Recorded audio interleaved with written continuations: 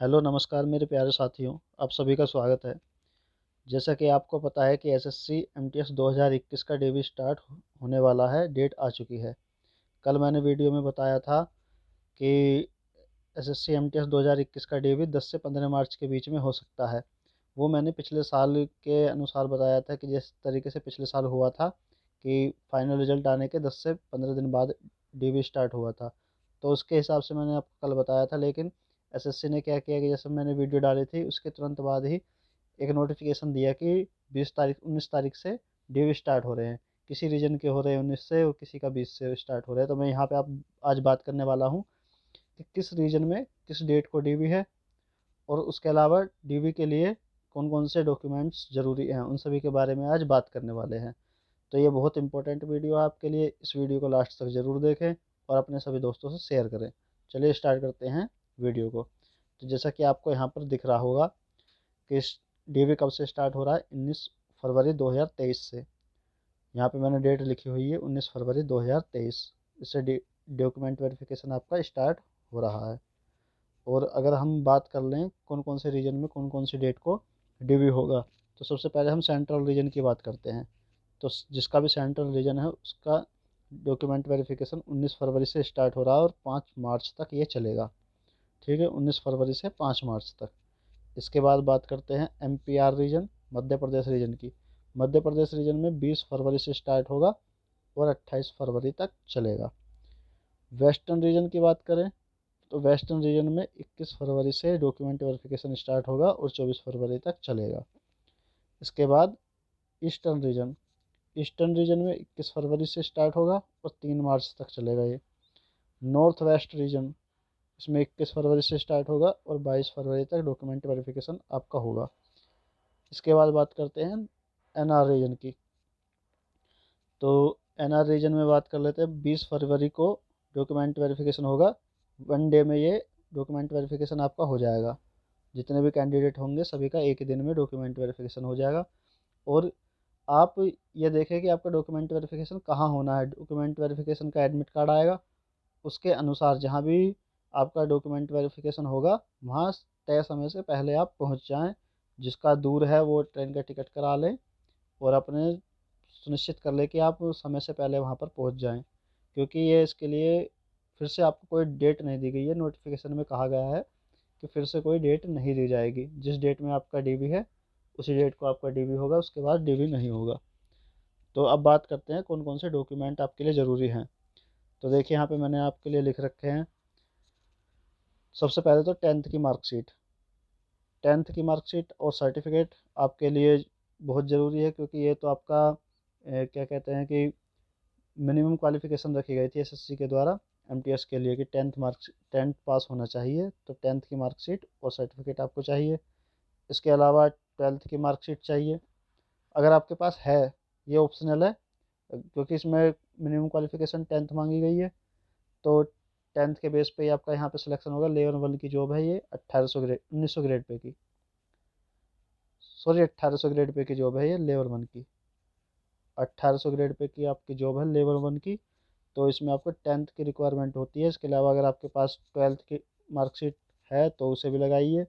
अगर आपके पास ग्रेजुएशन की डिग्री है तो उसे भी ज़रूर लगाइए। इससे फ़ायदा होता है आपको जब आप प्रमोट होंगे। जैसे कि अगर आप इनकम टैक्स डिपार्टमेंट में जाते हैं तो अगर आपके पास 12th की मार्कशीट है तो 3 से 4 साल बाद आपका प्रमोशन होता है टैक्स असिस्टेंट की पोस्ट पर, जो कि 2800 ग्रेड पे की पोस्ट है। और अगर जैसे कि आपका सीएजी में होता है तो आपका प्रमोशन होता है ऑडिटर की पोस्ट पर। ऑडिटर भी 2800 की पोस्ट है। तो अगर आपके पास 12th की मार्कशीट है या फिर ग्रेजुएशन की डिग्री है तो आप हायर पोस्ट तक जा सकते हैं। जैसे कि आपके पास अगर ग्रेजुएशन की डिग्री है ना, तो आप इनकम टैक्स डिपार्टमेंट में अगर आपका सिलेक्शन होता है तो आप इंस्पेक्टर की पोस्ट पर जा सकते हैं, सीनियर इंस्पेक्टर की पोस्ट पर जा सकते हैं। अगर आपका सीएजी डिपार्टमेंट में होता है तो आप डबल ए की पोस्ट तक भी जा सकते हैं। इसलिए अगर जिसके पास ग्रेजुएशन की डिग्री है वो ग्रेजुएशन की डिग्री भी लगाए। इसके अलावा बात कर लेते हैं, एक कास्ट सर्टिफिकेट आपको चाहिए। कास्ट सर्टिफिकेट क्रूशियल डेट में ही होना चाहिए। क्रूशियल डेट क्या होती है, आपके एडमिट कार्ड में लिखा हुआ आएगा कि क्या क्रूशियल डेट है। क्रूशियल डेट होती है जब आपका फॉर्म भरा गया था तो फॉर्म भरने की लास्ट डेट जो थी उससे पहले का आपका उससे 3 साल पहले का आपका ये कास्ट सर्टिफिकेट बना हुआ होना चाहिए। इसके अलावा अगर किसी का उस डेट के बाद में है तो वो भी टेंशन ना लें, वहाँ पर जाकर आप डीवी कराएं। वो आपसे एक एप्लीकेशन लिखवाएंगे और आप एक एप्लीकेशन लिख देंगे जैसे जैसे वे बताएंगे। तो उसमें क्या होता है कि आपको प्रोविज़न में लिख रख लिया जाएगा। प्रोविज़नल में रखने के बाद आपको बाहर नहीं निकाला जाएगा, आपका डीवी होगा। लेकिन अगर आपके डॉक्यूमेंट में कोई गलती नहीं है तो फिर आप जब फाइनल लिस्ट आएगी, फाइनल रिजल्ट आएगा, उसमें आपको पास कर दिया जाएगा।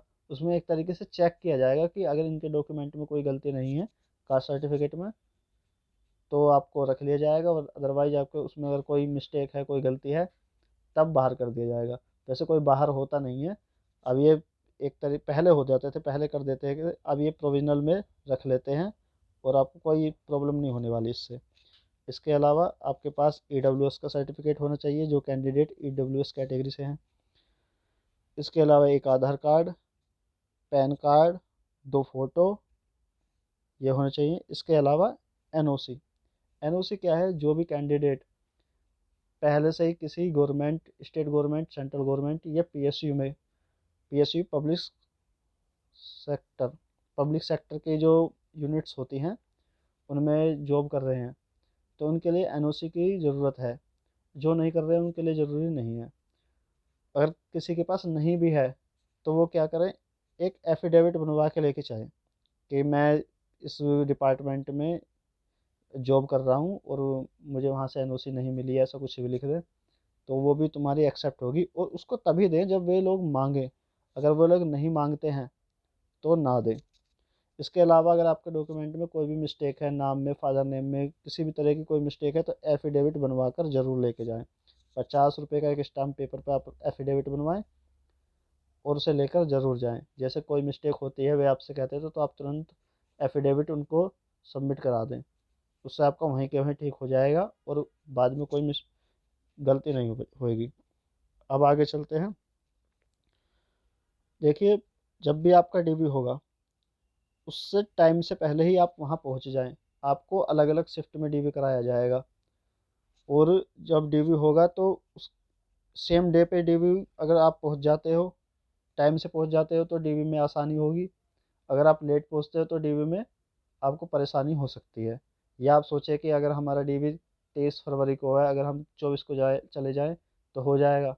तो ये बहुत बड़ी परेशानी हो सकती है आपके लिए, इसलिए टाइम से जाएं, सेम डेट में जाएं, लेट ना हो। तो जो मैंने आपको ये बताए हैं डॉक्यूमेंट्स, इनको एक बार फिर से देख लीजिए। 10th की मार्कशीट सर्टिफिकेट, 12th की मार्कशीट और सर्टिफिकेट, ग्रेजुएशन की degree, caste certificate, EWS certificate, Aadhaar card. इसके अलावा पैन कार्ड, 2 फ़ोटोज़। फ़ोटोज़ की आप ऐसे करिए कि 2 से ज़्यादा ही लेकर जाएं। वैसे तो 1 या 2 की ज़रूरत होती है वहाँ पर, लेकिन 2 से ज़्यादा लेके जाएं। अगर बाई चांस कोई भी प्रॉब्लम हो रही है तो आप वहाँ पर साथ के साथ फ़ोटो दे सकें उन्हें। एनओसी, अगर किसी भी गवर्नमेंट में सेक्टर में आप काम कर रहे हैं तो एक एनओसी लेकर जाएं।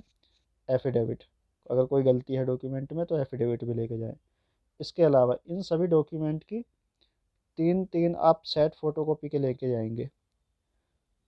3 सेट आप फ़ोटोकॉपी के बना लेंगे। और जब 3 सेट आप फ़ोटोकॉपी के बना लेंगे तो जो आपने 3 सेट बनाए हैं ये, जब वहाँ पर कहा जाएगा आपको यहाँ पे सेल्फ अटेस्ट करने के लिए, जितने सेट को आपको बोला जाएगा कि एक सेट को या 2 सेट को सेल्फ अटेस्ट करिए, हालांकि एक को ही बोलते हैं, तो उसके जितने भी आपकी फ़ोटोकॉपी हैं सभी पे सेल्फ अटेस्ट ऐसे लिख के कि सेल्फ अटेस्टेड, अटेस्टेड, और फिर नीचे आप अपने साइन करेंगे, कुछ भी जैसे भी आपके साइन है, और डेट लिखेंगे साथ के साथ उसमें। जहाँ भी आप सेल्फ अटेस्ट करके साइन करते हैं वहाँ पे डेट लिखनी ज़रूरी होती है, तो इस बात का आप वहाँ पे ध्यान रखेंगे। ठीक है, तो आज मैंने आपको इस वीडियो में बताया है कि कहाँ कहाँ आपका कब कब होगा, किस रीजन में कब कब डॉक्यूमेंट वेरिफिकेशन है और क्या क्या डॉक्यूमेंट की ज़रूरत है। एक बार फिर से देख लीजिए, आप खुद से वीडियो को पॉज करके भी देख सकते हैं। मैं धीरे धीरे वीडियो चला रहा हूँ कि किस डेट में आपका डॉक्यूमेंट वेरिफिकेशन है। इसके अलावा आपको मैसेज भी आ जाएगा, तो मैसेज के अकॉर्डिंग आप देख सकते हैं, अपना एडमिट कार्ड डाउनलोड कर लें जिसका भी जिस टाइम आ रहा है एडमिट कार्ड डाउनलोड करने के बाद ये सभी डॉक्यूमेंट्स तैयार कर लें। एफिडेविट ज़रूर बनवा लें अगर किसी के डॉक्यूमेंट्स में कोई भी गलती है, एनओसी नहीं है, ओबीसी के सर्टिफिकेट में कोई गलती है, ईडब्ल्यूएस सर्टिफिकेट में कोई गलती है, मार्कशीट, डिग्री में, नाम में, फादर नेम में, मदर्स नेम में कोई भी गलती है किसी भी प्रकार की, तो एक एफिडेविट ज़रूर बनवा कर लेके जाएं। ठीक है, तो आज की वीडियो में बस इतना ही। आशा करता हूँ आपको वीडियो अच्छी लगी होगी और आप अपने सभी दोस्तों के साथ जिसका भी सिलेक्शन हुआ है इस वीडियो को शेयर ज़रूर करेंगे। Thank you.